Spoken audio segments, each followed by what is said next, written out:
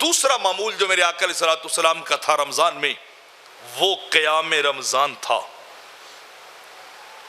تراویح سنت ہے، صحابہ کی سنت میرے آقا نے گھر میں بھی ادا کی ہے، مسجد میں بھی آ کے ادا کی ہے، لیکن میرے آقا کی تراویح کا انداز وہ نہیں تھا جو انداز ہمارا ہے۔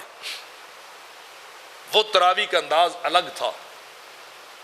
تراویح ترویہ سے اس کا مطلب راحت اور سکون ہوتا ہے۔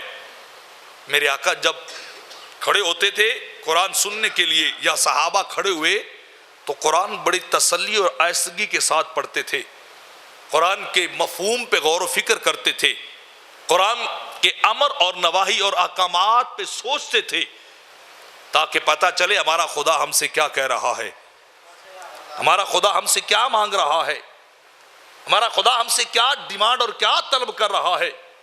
یہ نہیں کرتے تھے کہ انتہائی تیز حافظ ہوتا اور پچھلوں کو پتہ ہی نہیں چلتا کہ وہ کیا کہہ گیا اور کیا بول گیا، پتہ اس وقت چلتا ہے جب تکبیر کے بعد بندہ رکوع میں ہوتا ہے۔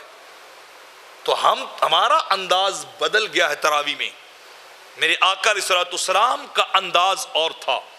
جب ایک ترویہ 4 رکعت پڑھ لیتے تھے میرے آقا علیہ الصلوۃ والسلام، تراویح تو پھر بیٹھ جاتے تھے۔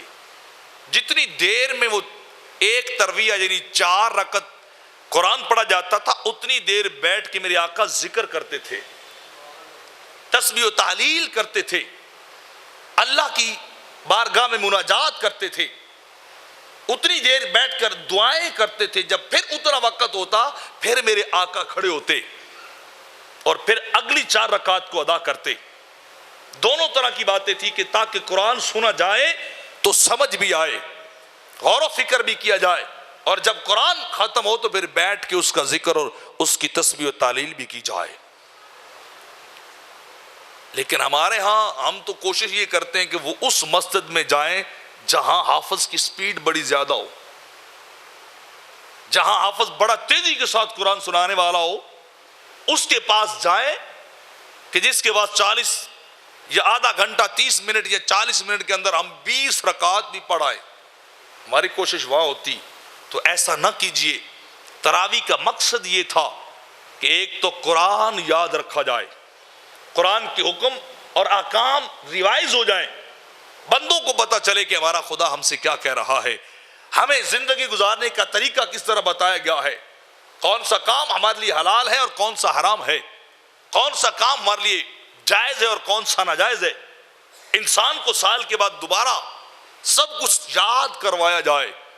اور دوسرا مقصد یہ تھا کہ زیادہ سے زیادہ وقت اس بے نیاز کی بارگاہ میں گزارا جائے، بازار گلیوں میں نہ گزارا جائے، چوکوں میں نہ گزارا جائے، کھیل کود کے میدانوں میں نہ گزارا جائے، دکان شاپ پہ نہ گزارا جائے، چوراہوں میں یہ قیمتی وقت نہ ضائع کیا جائے۔ سال بھر آپ چوکوں کی زینت بنتے ہیں، سال بھر آپ دوستوں کی مجالس کی زینت بنتے ہیں، سال بھر انسان لا جانی اور فضول مجلسوں کے اندر بیٹھتا ہے، حالانکہ اسے ملتا بھی کچھ نہیں ہے۔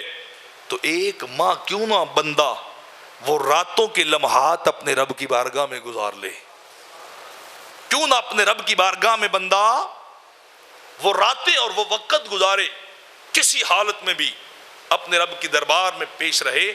اور یہ بات بھی یاد رکھیے، جب بندہ اللہ کی بارگاہ میں قیامت کے دن جائے گا تو وقت 2 طرح کا ہوگا۔ ایک وقت وہ ہوگا جس کا آپ حساب لینے جائیں گے، اللہ کی بار سے ایوارڈ اور ریوارڈ بارگاہ سے لینے جائیں گے، بدلہ اور معاوضہ لینے جائیں گے۔ وہ وقت وہ ہوگا جو آپ نے مسجد میں گزارا ہوگا، وہ وقت وہ ہوگا جو آپ نے اللہ کی بارگاہ میں گزارا ہوگا، وہ اوقات وہ ہوں گے جو آپ نے اللہ کی رضا کے لیے گزارے ہوں گے، اللہ کی محبت میں کسی کیفیت کے اندر گزارے ہوں گے۔ ان کا بدلہ لینے جائیں گے، ان کا انعام حاصل کرنے کے لیے جائیں گے۔ اور دوسرا وقت وہ ہوگا جس کا حساب دینے جائیں گے اس کی بارگاہ میں، وہ ہم سے حساب لے گا، وہ پوچھے گا بتاؤ وہ وقت کہاں گزارا تھا تم نے، وہ لمحات تم نے کہاں گزارے تھے، وہ دن تم نے کہاں گزارا تھا، وہ رات کے لمحات تمہارے کیسے اور کہاں گزرے تھے۔ وہ ایک ایک لمحے کا حساب مانگے گا اور حساب لے گا۔ اور میرے آقا فرماتے ہیں وہ محفل، وہ میٹنگ، وہ سٹنگ، وہ مجلس انسان کے لیے کل جا کے وبال جان بنے گی جس مجلس میں بیٹھ کے فقط دنیا کی باتیں ہوئی ہوں، جس محفل میں فقط دنیا ہی دنیا رہی ہو، وہ کل جا کے وبال جان بنے گی، وہ قابل مواخذہ بنے گی۔ رب کائنات پوچھے گا اتنی دیر تم بیٹھے رہے، بتاؤ ہمیں بھی یاد کیا تھا یا نہیں کیا تھا؟